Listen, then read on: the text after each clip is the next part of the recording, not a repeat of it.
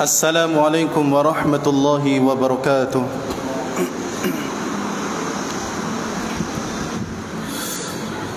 Alhamdulillahi wa kafa. Wassalatu wassalamu ala nabiyyina al-mustafa wa ala alihi wa ashabihi wa man ihtada amma ba'du. Jamaah kaum muslimin wal muslimat rahimani wa rahimakumullah. Alhamdulillah, segala puji hanya milik Allah Subhanahu wa taala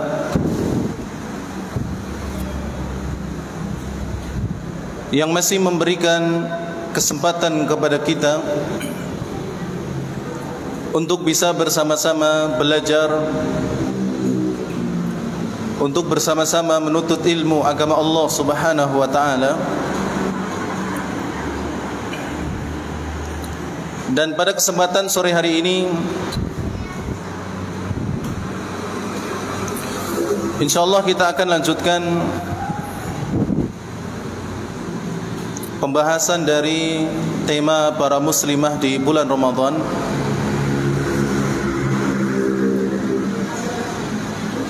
Yang kemudian kita titik beratkan kepada hukum-hukum yang berkaitan dengan kebiasaan yang dialami oleh para wanita yang memiliki hubungan erat dengan ibadah-ibadah mereka. Dan kembali kita ulangi bahwa perkara yang telah kita bahas terkait dengan kebiasaan wanita dalam masalah darah haid atau masa-masa haid, tidak hanya para wanita yang perlu mengetahuinya, akan tetapi kita sebagai orang tua yang memiliki anak perempuan, sebagai seorang suami yang memiliki istri, sebagai seorang kakak yang memiliki adik perempuan, atau sebagai seorang anak yang memiliki saudara ataupun saudari-saudari perempuan, juga perlu mengetahuinya.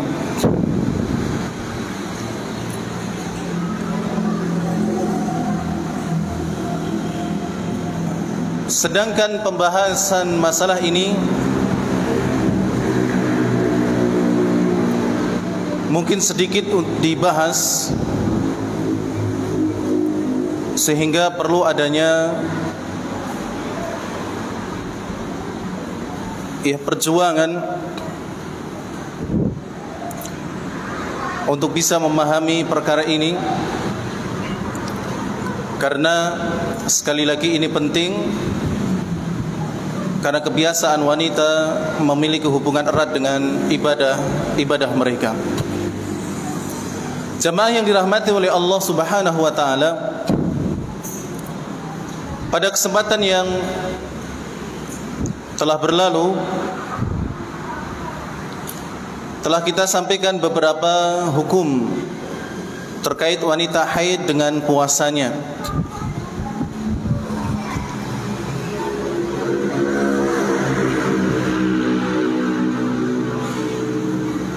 Di antara yang telah kita sampaikan adalah adanya kesepakatan para ulama yang menyatakan bahwasannya puasanya wanita yang haid adalah tidak sah. Dan ini sekali lagi menjadi kesepakatan para ulama bahwa jika ada seorang wanita yang haid sengaja dan nekat melaksanakan puasa, maka puasanya tidak sah. Kemudian hukum yang lain yang telah kita sampaikan adalah apabila seorang wanita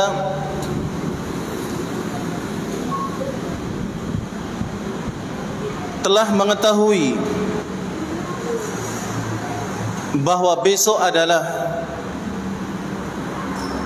masa di mana dia mengalami haid, dengan melihat kepada kebiasaan yang sudah berlalu, maka mau tidak mau malam harinya dia harus tetap berniat untuk berpuasa. Jadi kalau seorang wanita telah memiliki ketetapan masa haid, misalnya besok adalah masa haidnya, maka sejak malam nanti dia harus tetap memiliki niatan untuk berpuasa. Karena bisa jadi masa haidnya tidak besok, tapi di hari yang lain, atau hari berikutnya. Dan alasan yang lainnya pula adalah apabila benar masa haidnya tidak besok, maka puasa yang hukumnya wajib harus diniatkan sejak malamnya.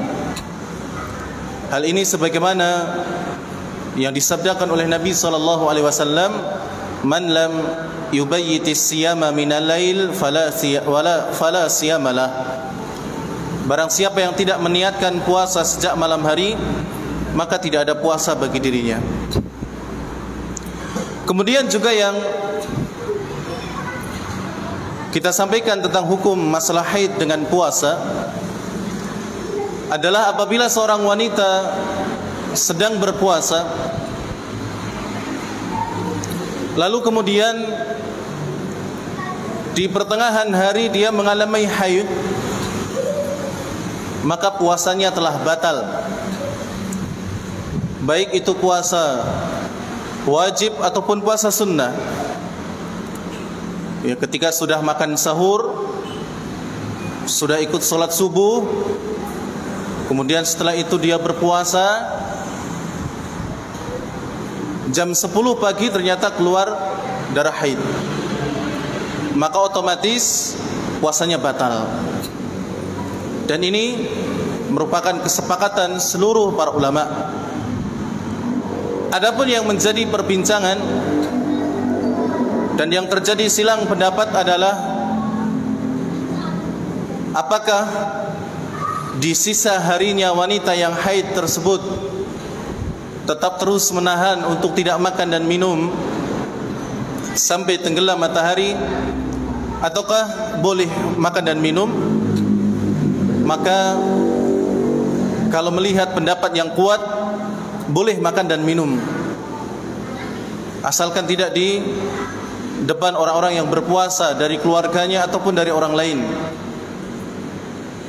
Walaupun kalau memang ingin memilih menahan untuk tetap tidak makan dan minum karena menghormati orang yang puasa dan juga menghormati bulan yang mulia, yakni bulan Ramadan, maka itu juga baik.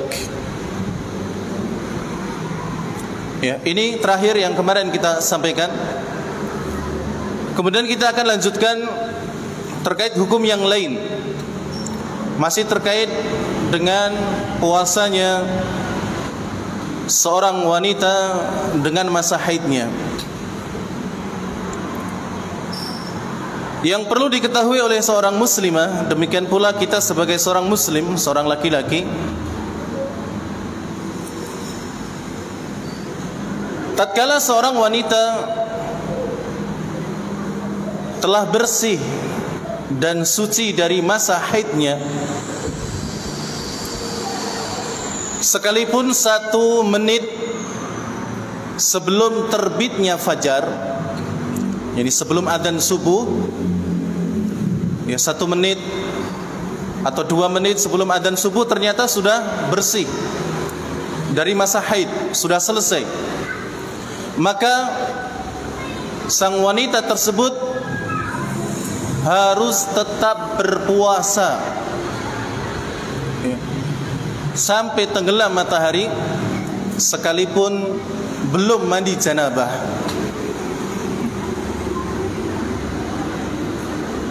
Sekali lagi saya ulangi, jika seorang wanita telah bersih dari masa haidnya dan itu terjadi 5 menit atau 2 menit sebelum adzan subuh, sebelum terbit fajar, maka sang wanita tersebut harus tetap berpuasa pada pagi harinya sampai tenggelam matahari, sekalipun ketika itu belum mandi janabah. Oleh karena itu jamaah yang dirahmati oleh Allah Subhanahu wa taala, sesungguhnya tidak ada korelasinya antara kebiasaan yang terjadi di kalangan kaum muslimin yang sebelum puasa datang keramas terlebih dahulu, ya, entah itu mandi di rumahnya sendiri dengan keramas, mandi janabah, atau bahkan mungkin pergi ke laut atau ke pantai atau ke yang lainnya untuk melakukan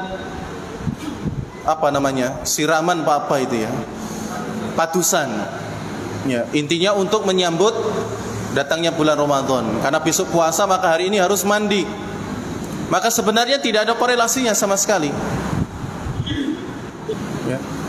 Sekalipun tidak mandi, ya, maka tetap besoknya harus berpuasa, ya. Ini dan semakna dengan ini adalah apabila seorang laki-laki atau perempuan sedang dalam keadaan junub, ya, karena berhubungan suami istri di malam harinya, kemudian bangun-bangun adzan subuh misalnya, maka dalam keadaan demikian tetap dia wajib untuk berpuasa di bulan Ramadan, ya, sekalipun ketika itu belum mandi. Dan ini pernah dialami oleh Nabi sallallahu alaihi wasallam ketika beliau berhubungan suami istri kemudian bangun ketika fajar telah terbit, yakni ketika adzan subuh, masuk waktu subuh, maka beliau pun langsung mandi dan meneruskan puasanya. Jadi tidak ada masalah. Sebagaimana dinyatakan oleh Aisyah radhiyallahu taala anha, demikian pula Ummu Salamah radhiyallahu taala anha, keduanya mengatakan kana yudrikuhul fajru wa huwa junubun min ahli thumma yaktasilu wa yasum. Nabi SAW pernah bangun tidur dan ketika itu sudah masuk waktu subuh, ya. Maka kemudian beliau SAW mandi dan setelah itu meneruskan puasanya. Artinya ini tidak mempengaruhi puasanya, ya. Maka demikian pula seorang wanita yang telah suci dari haid dan nifasnya sebelum terbit fajar, maka tetap dia harus berpuasa. Kemudian jamaah yang dirahmati oleh Allah Subhanahu wa taala, hukum wanita haid yang juga perlu diketahui oleh seorang wanita yang terkait dengan puasanya adalah wanita yang haid, konsekuensi hukum penggantinya adalah mengqadha, mengganti puasa yang ditinggalkan karena sebab haid di hari selain Ramadan, dan bukan dengan membayar fidyah. Ya. Sekali lagi, wanita yang haid, konsekuensi penggantinya karena dia tidak puasa pada bulan Ramadan adalah mengqadha, membayar hutang puasa di hari-hari selain bulan Ramadan, dan bukan dengan membayar fidyah. Karena orang-orang yang membayar fidyah adalah orang-orang yang mereka memiliki uzur yang tidak bisa hilang. Misalnya karena sudah tua renta, tidak kuat untuk puasa, maka uzur mereka adalah uzur yang tidak bisa hilang. Karena nggak mungkin sudah tua kemudian balik muda lagi, ya, nggak akan mungkin. Dan kata Nabi SAW, tua adalah penyakit yang tidak ada obatnya. Ya. Karena mau dengan cara apapun, dengan usaha bagaimanapun, tetap orang yang tua ya tua, tidak akan mungkin menjadi muda lagi. Ya.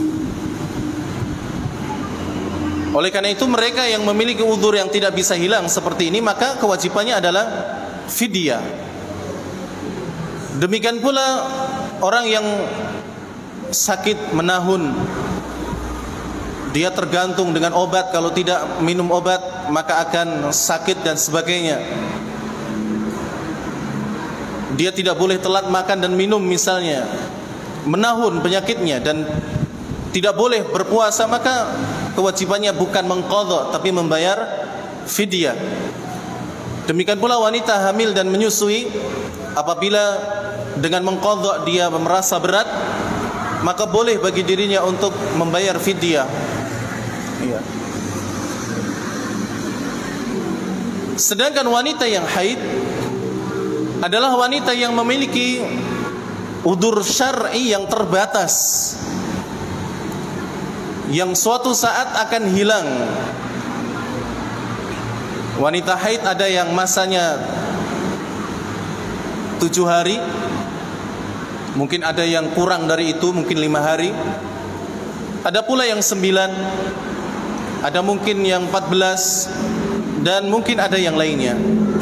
Ya. Maka seorang wanita yang haid tidak akan mungkin mengalami haid sampai 30 hari atau bahkan sampai setahun, ya, kecuali kalau mungkin ada penyakit, waliyadzubillah. Tapi secara umum wanita hanya mengalami masa haid yang terbatas, dan itu tidak sampai 30 hari penuh kemudian merasa haid terus. Oleh karena itu mereka diwajibkan untuk mengqadha dan bukan membayar fidyah. Jangan kemudian karena misalnya malas untuk mengqadha, udah saya bayar fidyah saja, sedangkan dia udzurnya adalah haid, maka ini tidak boleh dan tidak sah. Mu'adzah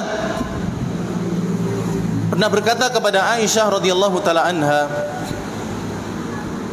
"Ma balul haid taqdi salata wa la taqdi sauma wa la taqdi salat."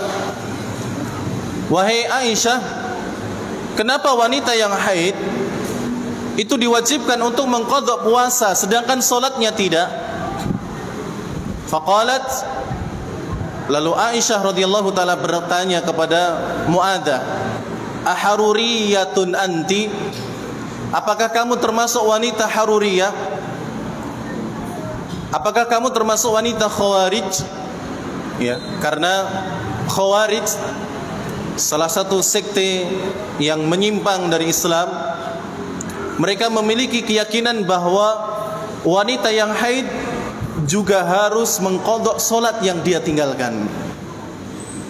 Dan jelas ini adalah perkara yang menyimpang, pendapat yang tidak benar, dan dalil bagi kita bahwa sekte-sekte yang sesat itu selain menyusahkan kaum muslimin yang lain, mereka juga menyusahkan diri mereka sendiri.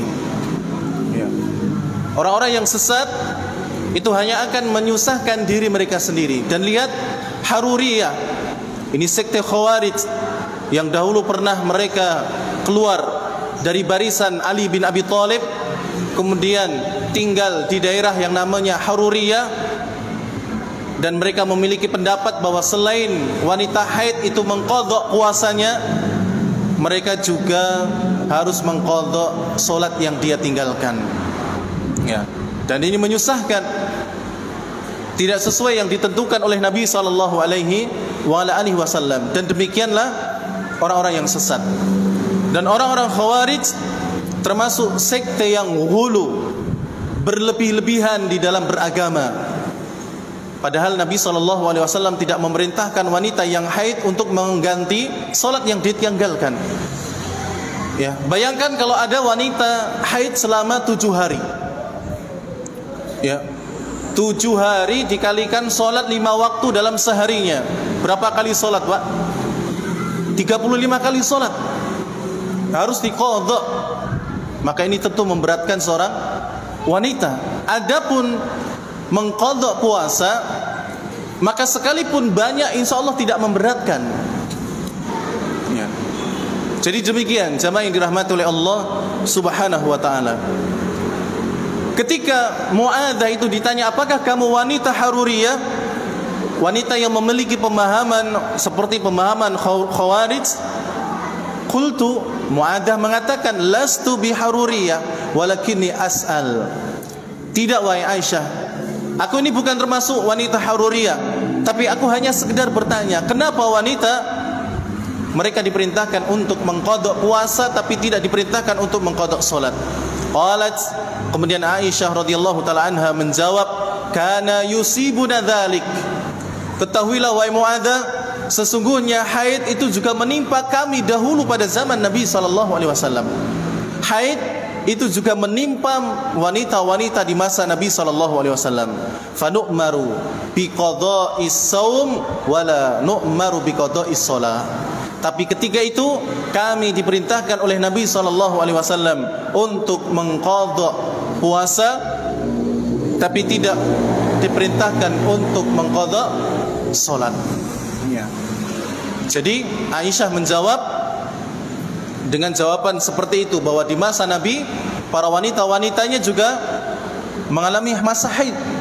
Namun bersamaan dengan itu Nabi SAW tidak memerintahkan kaum muslimah untuk mengqadha salat mereka. Yang diperintahkan hanyalah untuk mengqadha puasa.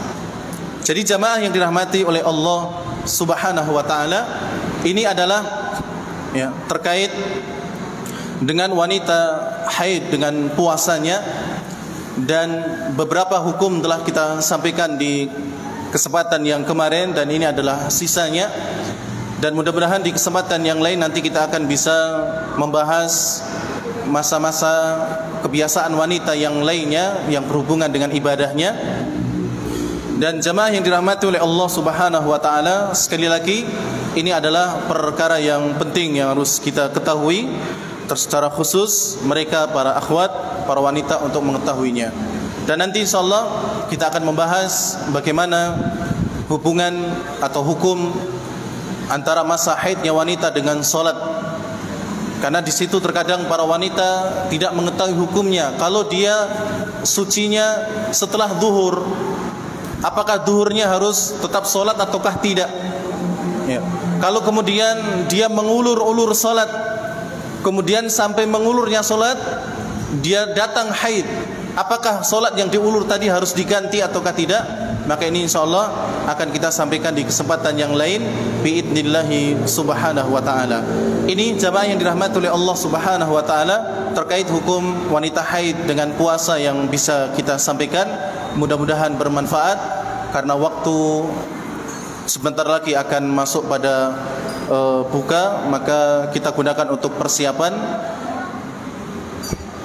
Dan semoga Allah Subhanahu wa taala memberikan keistiqomahan kepada kita untuk bisa terus beribadah kepadanya.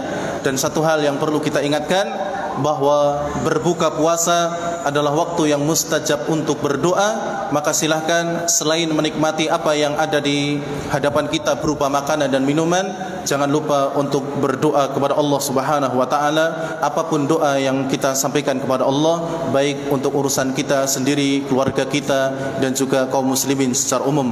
Demikian, kurang lebihnya mohon maaf. Subhanakallahumma rabbana wa bihamdik, asyhadu an la ilaha illa anta, astaghfiruka wa atubu ilaik. Wassalamualaikum warahmatullahi wabarakatuh.